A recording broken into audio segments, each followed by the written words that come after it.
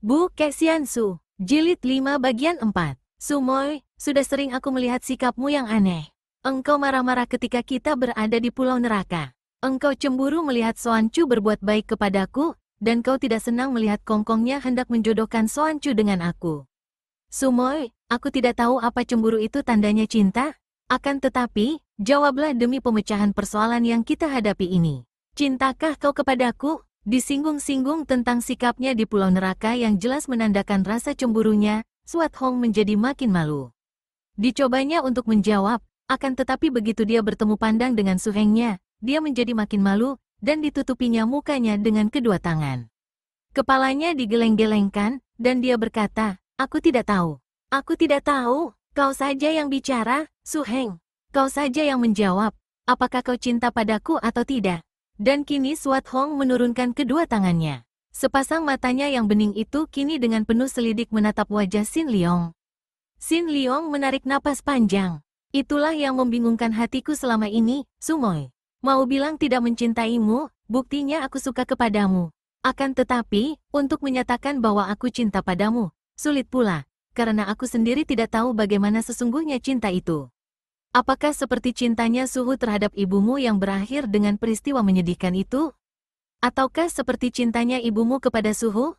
Ataukah seperti cintanya De Kuatlin dan Suhu? Mengapa semua cinta itu demikian palsu, dan mengakibatkan hal yang amat menyedihkan? Aku menjadi ngeri melihat cinta macam itu, Sumoy. Suat Hong memandang heran. Aku tidak pernah memikirkan cinta seperti yang kau kemukakan ini, Suheng. Mudah saja, lihat saja apa yang terjadi antara Suhu, ibumu, dan De Kuatlin. Seperti itukah cinta? Hanya mendatangkan cemburu, kemarahan, kebencian, dan permusuhan hebat. Apakah itu cinta? Kalau seperti itu, aku ngeri, dan aku tidak berani berlancang mulut menyatakan cinta kepada siapapun, Sumoy. Karena kalau hanya seperti itu akibatnya, maka cinta yang kunyatakan hanyalah merupakan kembang bibir belaka, hanya cinta palsu belaka. Bayangkan saja, Sumoy, di antara kita berdua, sejak kecil sampai sekarang menjelang dewasa, tidak pernah ada pertentangan, dan tidak pernah ada urusan apa-apa. Akan tetapi, setelah kita berdua mengaku cinta, lalu timbul soal-soal cemburu, kecewa, dan lain-lain. Apalagi setelah menjadi suami istri. Betapa mengerikan kalau melihat contoh yang kita saksikan di Pulau Es ini. Suat Hong menunduk dan tak mampu menjawab. Persoalan yang diajukan oleh Sin Leong itu terlampau berat baginya, sulit untuk dimengerti. Baginya, sebagai seorang wanita, dia haus akan cinta kasih, akan perhatian, akan pemanjaan dari seorang pria yang menyenangkan hatinya, seperti suhengnya ini. Akan tetapi, setelah mendengar uraian Sin Leong tentang cinta, yang diambilnya peristiwa di Pulau Es sebagai contoh, dia pun ngeri, dan tidak berani menyatakan perasaannya itu. Aku tidak tahu, Suheng. Aku tidak mengerti, terserah kepadamu sajalah. Sin Leong kembali menarik napas panjang. Dia memang sudah mengambil keputusan di dalam hatinya bahwa dia harus membalas budi kebaikan suhunya yang sudah berlimpah-limpah diberikan kepadanya. Satu-satunya jalan untuk membalas budi hanya dengan menyenangkan hati suhunya yang sedang berduka itu. Dia harus menerima keputusan suhunya, yaitu menerima menjadi jodoh Suat Hong. Akan tetapi, dia tidak boleh membuat Dara itu menderita dengan keputusannya ini. Maka, dia harus tahu terlebih dahulu bagaimana pendirian Suat Hong. Dan sekarang Dara itu sama sekali tidak berani mengaku tentang cinta. Sumoy, sekarang begini saja. Andai kata aku memenuhi permintaan Suhu, yaitu mau menerima ikatan jodoh denganmu, menjadi calon suamimu, bagaimana dengan pendapatmu? Suat Hong menunduk dan menggigit bibirnya. Akhirnya dia dapat berbisik. Aku tidak tahu, terserah kepadamu dan kepada ayah. Maksudku, apakah engkau merasa terpaksa? Apakah hal ini menyenangkan hatimu? Sumoy, harap kau suka berterus terang.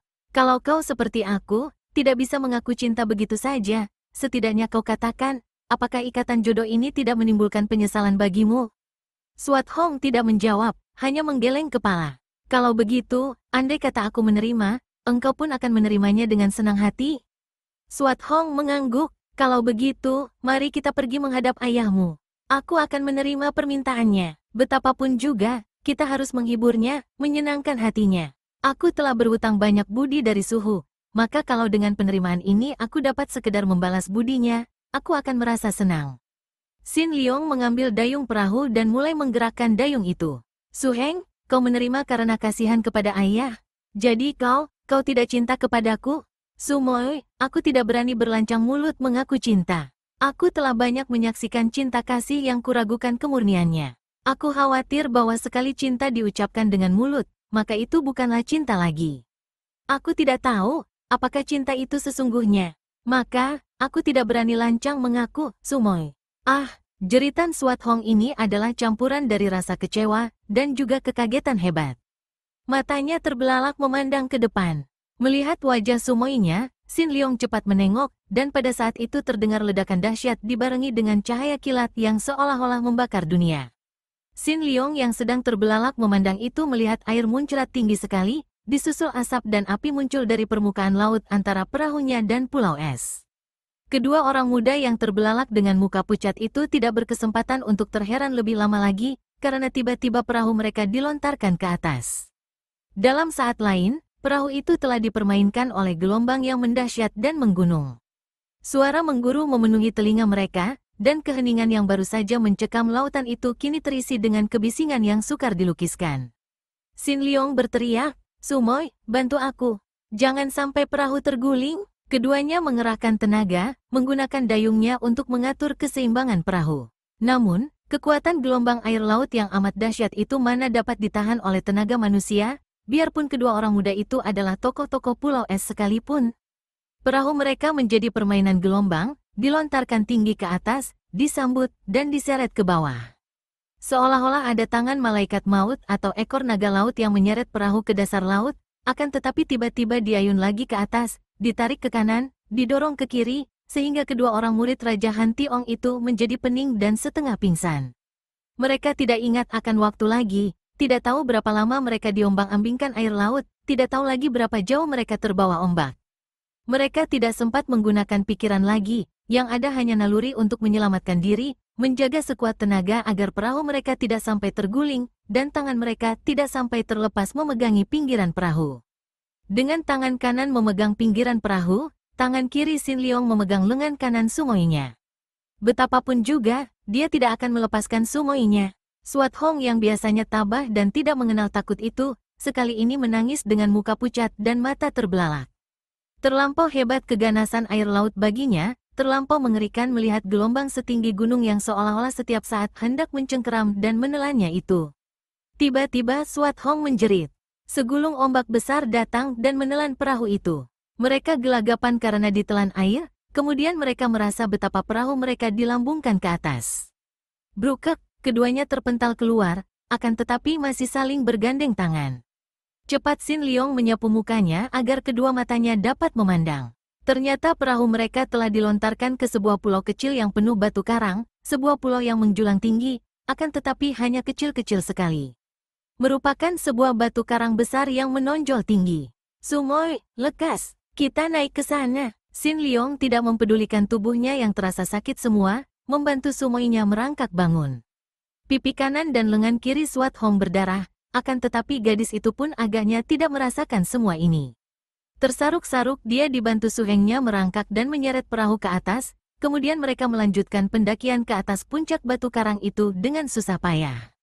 Akhirnya mereka tiba di puncak batu karang. Dan apa yang tampak oleh mereka dari tempat tinggi ini benar-benar menggetarkan jantung. Di sekeliling mereka hanya air semata. Air yang menggila, bergerak berputaran, gelombang yang dahsyat menggunung, suara yang gemuruh seolah-olah semua iblis dari neraka bangkit. Batu karang besar, atau lebih tepat disebut pulau kecil dari batu itu tergetar-getar, seolah-olah menggigil ketakutan menghadapi kedahsyatan badai yang mengamuk. Tidak tampak apa-apa pula selain air, dan kegelapan, kadang-kadang diseling cahaya menyambar dari atas seperti lidah api seekor naga yang bernyala-nyala. Oh! Suat Hong menangis, dan cepat dipeluk oleh Su Heng-nya. Tubuh darah itu menggigil, pakaiannya robek-robek. Tenanglah, Su Moi, Xin Liong berbisik. Dan pemuda ini mengerti bahwa bukan hanya Su Moi-nya yang disuruhnya tenang, melainkan hatinya sendiri juga. Pengalaman ini sungguh dahsyat, dan tidak mungkin dapat terlupa selama hidupnya. Kebesaran dan kekuasaan alam nampak nyata, membuat dia merasa kecil tak berarti, kosong, dan remeh sekali. Xin Liong dan Suat Hong yang dipeluknya tidak tahu lagi berapa lamanya mereka berada di tempat itu. Siang malam tiada bedanya, yang tampak hanya kegelapan, air, dan kadang-kadang kilatan cahaya halilintar. Yang terdengar hanyalah gemuruh air, angin menderu, dan kadang-kadang ledakan guntur. Tidak memikirkan dan merasakan apa-apa, yang ada hanya takjub dan ngeri. Di luar tahunya dua orang itu, mereka telah berada di Pulau Batu Karang selama sehari semalam. Akhirnya badai mereda, badai yang ditimbulkan oleh ledakan gunung berapi di bawah laut. Kegelapan mulai menipis, akhirnya tampak kabut putih bergerak perlahan meninggalkan tempat itu. Air mulai tenang dan menurun, akhirnya tampaklah sinar matahari, disusul oleh bola api itu sendiri, setelah kabut terusir pergi. Tampaklah lautan luas terbentang di bawah, dan baru sekarang dua orang muda itu sadar bahwa mereka duduk di puncak batu karang yang amat tinggi. Suat Hong mengeluh, baru terasa betapa penat tubuhnya, betapa luka-luka kecil dari kulitnya yang lecet-lecet, dan betapa haus dan lapar menyiksa leher dan perut. Sumoy, badai sudah mereda. Mari kita turun. Itu perahu kita. Untung tidak pecah, kata Xin Liong, dan dia menggandeng tangan Sumoynya menuruni batu karang. Perahu mereka tidak pecah, akan tetapi layar dan dayungnya lenyap. Xin Liong mengangkat perahu itu, membawanya turun ke bawah. Mari kita lekas pulang, Sumoy. Biar ku dayung dengan kedua tangan. Suat Hong duduk di dalam perahu, mengeluh lagi, dan berkata penuh kegelisahan, bagaimana dengan pulau es? Badai mengamuk demikian hebatnya, Su Heng. Aku tidak tahu, mudah-mudahan mereka selamat. Maka dari itu, kita harus cepat pulang. Suara Xin Liong bergetar walau wajahnya terlihat tetap tenang.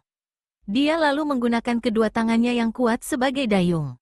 Perahu bergerak, meluncur di atas air yang tenang dan licin seperti kaca.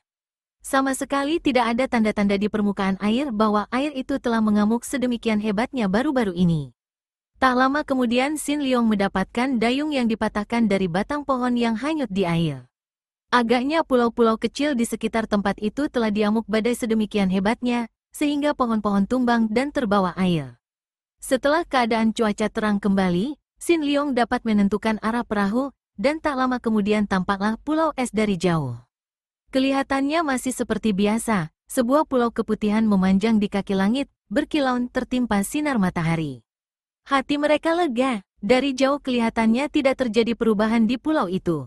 Setelah agak dekat, mereka melihat pula puncak atap istana di pulau es, maka legalah hati mereka. Hati Xin Liong mulai berdebar tegang ketika perahunya sudah menempel di pulau es. Keadaannya begitu sunyi dan mati, tidak kelihatan seorang pun di pantai, bahkan tidak tampak sebuah perahu pun. Dan bukit-bukit es tidak seperti biasanya, kacau balau tidak karuan, dan berubah bentuknya. Dengan hati tidak enak, kedua orang muda itu berlari-lari ke tengah pulau. Makin ke tengah, makin pucat wajah mereka. Tidak ada seorang pun kelihatan. Dan juga pondok-pondok yang biasanya terdapat di sana-sini, sekarang habis sama sekali. Tidak ada sebuah pun pondok yang tampak. Seolah-olah semua telah tersapu bersih dari pulau itu.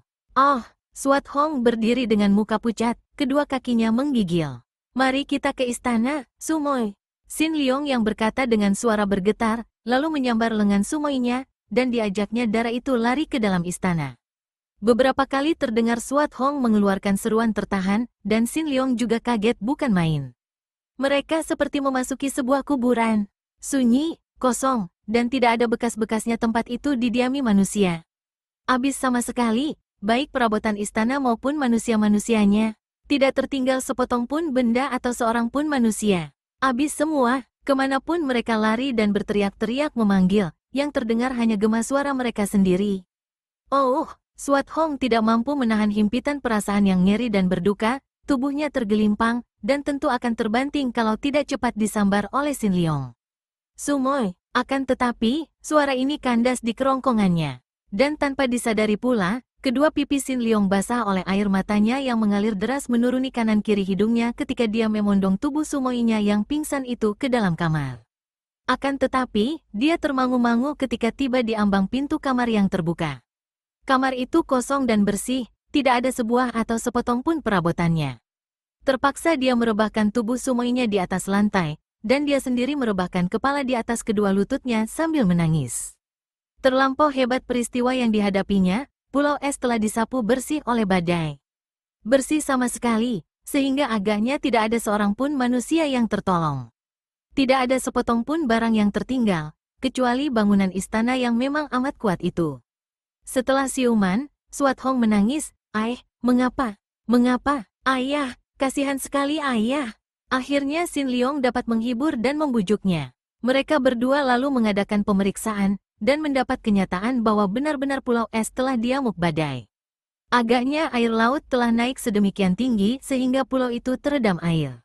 Mereka menemukan beberapa potong pakaian yang tersangkut di batu-batu.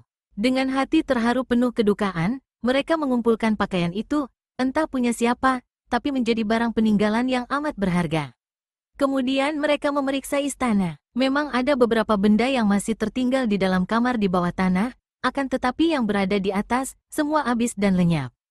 Su Heng, lihat ini, tiba-tiba Suat Hong berkata sambil menunjuk ke dinding. Sin Leong cepat menghampiri. Dan keduanya mengenal goresan tangan Han Tiong yang agaknya menggunakan jari tangan yang penuh tenaga sinkang untuk menulis di dinding batu itu. Sin Leong dan Suat Hong, maafkan aku. Tian telah menghukum aku dan membasmi pulau es. Pergilah kalian mencari wanita jahat itu, rampas kembali semua pusaka. Dan Bu Ong bukanlah putraku, dia keturunan Kai Ong. Pendek saja, surat dinding, itu, namun cukup jelas isinya.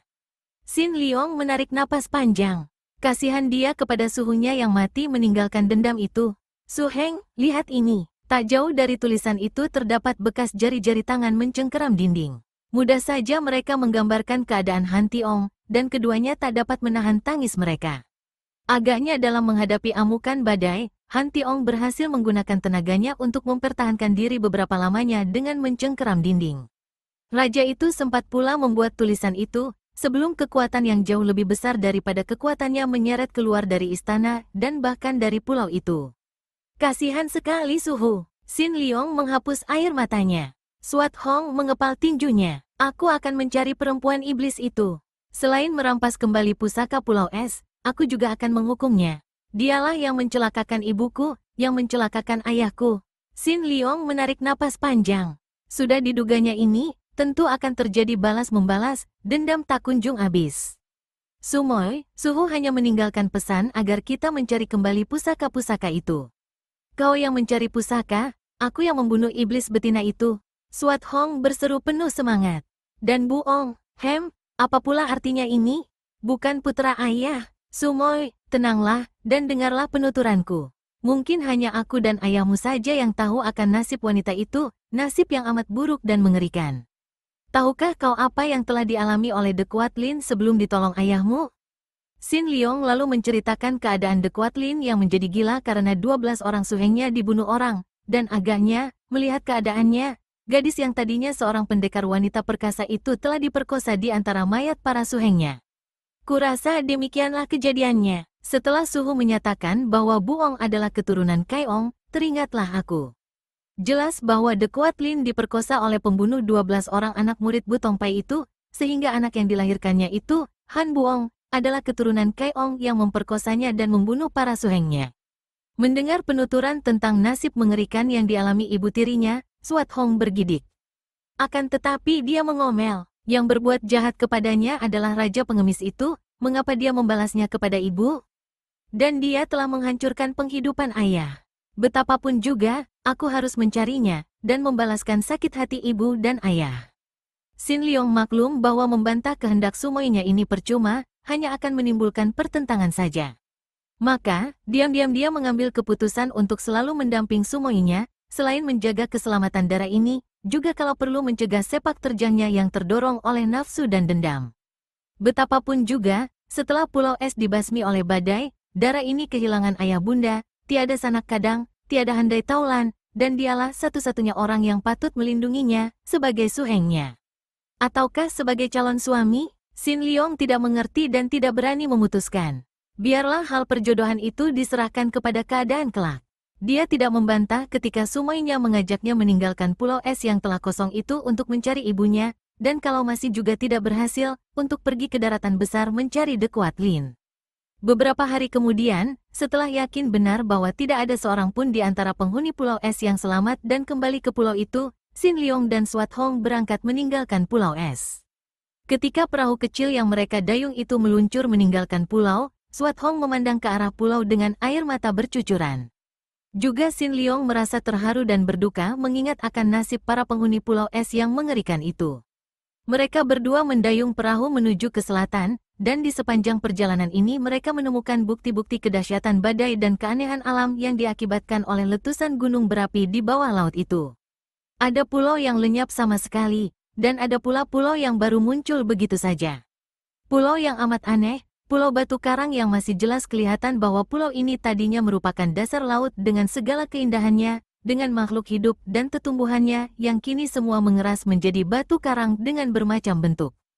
Banyak pulau yang mengalami nasib serupa dengan pulau es, yaitu menjadi gundul, habis sama sekali tetumbuhan atasnya. Diam-diam terbayang dalam pikiran Xin Liong betapa dahsyat kekuasaan alam. Andai kata semua lautan yang mengamuk seperti beberapa hari yang lalu itu, agaknya dunia akan menjadi kiamat. Melihat keadaan pulau-pulau itu, timbul rasa khawatir dalam hati Xin Liong tentang keadaan pulau neraka. Tentu pulau itu pun tidak terluput dari amukan badai, pikirnya. Padahal baru saja pulau itu mengalami penyerbuan Han Tiong dan pasukannya. Xin Liong merasa kasihan sekali terhadap nasib para penghuni pulau neraka. Apakah pulau itu seperti juga pulau es, disapu bersih, dan seluruh penghuninya terbasmi habis? Setelah merasa mencari dengan sia-sia, beberapa hari kemudian Xin Liong mengemukakan pendapat, agaknya ibumu tidak berada di antara pulau-pulau ini. Bagaimana kalau kita mencari ke utara lagi? Siapa tahu kali ini kita berhasil, dan kita dapat juga bertanya ke pulau neraka kalau ibumu ke sana. Agaknya engkau sudah rindu kepada Soancu, Su Heng. Xin Liong mengerutkan alisnya. Sumoy, kau cemburu lagi? Wajah Dara itu menjadi merah. Aku hanya berkata sewajarnya. Sudahlah, kalau kau cemburu, kita tidak usah singgah di pulau neraka, kata Xin Liong menarik napas panjang. Keadaan menjadi hening sejenak. Mereka telah menghentikan gerakan dayung karena mereka masih belum mendapat keputusan akan mencari kemana. Kita ke pulau neraka, tiba-tiba Suat Hong berkata. Aku harus ke sana. Aku akan menegur kakek berkepala besar itu. Pulau neraka yang menjadi biang keladi, sehingga ayah marah-marah kepada kita. Hampir saja kita dibunuhnya karena pulau neraka telah berani menawanku. Sumoy, mengapa kejadian yang telah lewat dipersoalkan lagi? Bukankah ayahmu telah menyerbu ke sana? Menurut cerita anak buah pasukan, kurasa ayahmu telah menghukum mereka. Kalau begitu, kita tidak perlu pergi ke sana, Sumoy. Aku harus pergi ke sana, Dara itu berkeras. Xin Liong menggeleng-geleng kepala. Sukar benar melayani Sumoynya ini yang memiliki watak aneh dan hati yang keras seperti baja. Aku hanya mau pergi ke pulau neraka kalau untuk mencari ibumu. Akan tetapi kalau kita pergi ke sana hanya untuk mencari perkara, aku tidak mau. Kau harus berjanji tidak akan membuat kekacauan di sana, Sumoy. Agaknya kau berkeinginan keras untuk menjadi sahabat baik pulau neraka, ya? Karena ada, Sumoy, harap jangan bicara yang tidak-tidak. Memang kita sahabat baik mereka. Lupakah kau ketika mereka mengantar saat kita meninggalkan pulau itu? Karena itu, aku hanya mau pergi ke sana kalau untuk mencari ibumu dan menjenguk mereka sebagai sahabat, melihat keadaan mereka setelah ada badai mengamuk. Suat Hong cemberut. Akan tetapi, menjawab juga. Baiklah, kita lihat saja nanti. Mereka lalu mendayung perahu dengan cepat menuju ke pulau neraka. Akan tetapi, setelah mereka tiba di daerah pulau neraka, mereka menjadi bingung dan pangling, karena di daerah itu telah terjadi perubahan hebat sekali. Mungkin karena akibat badai yang mengamuk, yang ternyata terjadi di daerah yang amat luas itu, di sekitar situ telah muncul gunung-gunung es yang amat besar. Pulau neraka yang biasanya tampak dari jauh sebagai raksasa yang tidur itu kini tidak kelihatan lagi, karena semua jurusan terhalang pandangannya oleh gunung-gunung es. Mereka mendayung perahu berputar namun tidak dapat keluar dari kurungan gunung-gunung es itu. Dahulu tidak ada gunung-gunung es besar seperti ini, kata Suat Hong. Ini tentu diakibatkan oleh badai itu, Sumoy.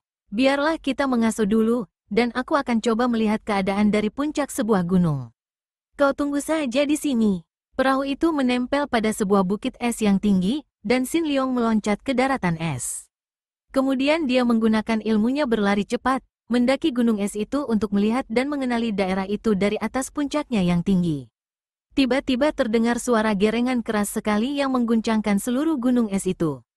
Xin Liong terkejut, dan dengan cepat dia menoleh untuk melihat apa yang mengeluarkan suara seperti itu. Dari jauh tampak olehnya seekor beruang besar sedang menggerakkan kedua kaki depannya ke arah burung-burung yang menyambar-nyambar di atasnya. Burung-burung nazar atau burung botak pemakan bangkai yang besar-besar berterbangan di atas beruang itu, dan menyerangnya dari atas sambil mengeluarkan suara pekik mengerikan. Melihat ini, Xin Liong cepat berlari mendekati. Ternyata beruang itu terluka parah juga di beberapa bagian anggota badannya, sedangkan di bawah kakinya tampak bangkai seekor ular laut yang besar. Jelaslah bahwa beruang itu tadi berkelahi dengan ular laut itu, dan dia menang, akan tetapi dia menderita luka-luka. Kini burung-burung nazar yang kelaparan itu hendak mengeroyoknya, dan tentu saja ingin makan bangkai ular besar. Xin Liong segera menggunakan salju yang digenggam untuk menyambiti burung-burung itu. Terdengar suara plak-plok disusul suara burung-burung nazar berkaok-kaok kesakitan. Mereka terbang ketakutan menjauhi tempat itu karena setiap kali terkena sambitan salju terasa nyeri sekali. Dengan beberapa loncatan saja Xin Liong sudah tiba di depan beruang itu. Beruang yang berkulit hitam dan amat besar itu menyeringai dan mengerang, memperlihatkan gigi bertaring yang amat runcing kuat, dan lidah yang merah. Matanya terbelalak penuh kecurigaan dan kemarahan kepada Xin Liong. "Tenanglah, aku datang untuk menolongmu," kata Xin Liong sambil maju lebih dekat. "Auk!" Beruang itu mengerang, dan kaki depannya yang kiri menyambar ke arah dada Xin Liong. Melihat betapa telapak kaki itu berdarah, Xin Liong mengelak, dan cepat menangkap pergelangan kaki depan itu. Kiranya telapak kaki itu tertusuk tulang dan masuk amat dalam. Agaknya dalam perkelahian melawan ular laut, beruang itu mencengkeram tubuh ular, dan sedemikian kuatnya dia mencengkeram sampai tulang punggung ular patah dan menusuk ke dalam daging di telapak kaki depan itu. Xin Liong segera mencabut tulang itu. Darah mengucur deras, dan dia segera membalut dengan sapu tangannya. Beruang itu kini tidak marah lagi. Agaknya dia cerdik dan dapat mengerti bahwa orang yang datang ini bukan musuh, bahkan menolongnya. Kaki depan yang terluka itu kini tidak nyeri lagi, tentu saja karena tulang yang membuat dia tersiksa rasa nyeri tadi telah tercabut. "Coba ku periksa, apalagi yang perlu kuobati," Xin Liong berkata, dan dia memeriksa luka-luka di tubuh beruang itu. Ada sebuah luka di tengkuk yang membengkak. Tahulah Xin Liong bahwa luka ini cukup berbahaya, kalau tidak lekas diberi obat yang cocok akan dapat membahayakan nyawa beruang itu.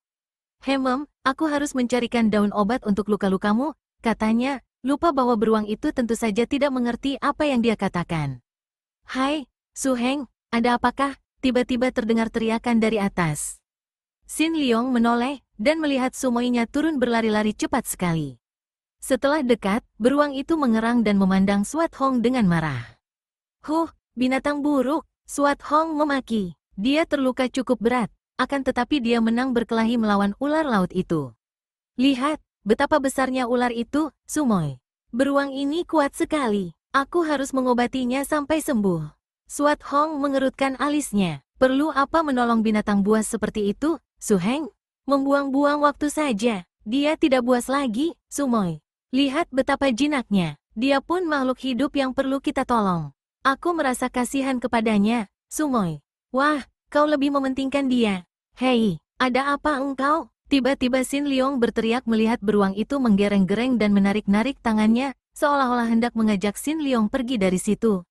Beruang itu makin keras menggereng, dan makin kuat menariknya.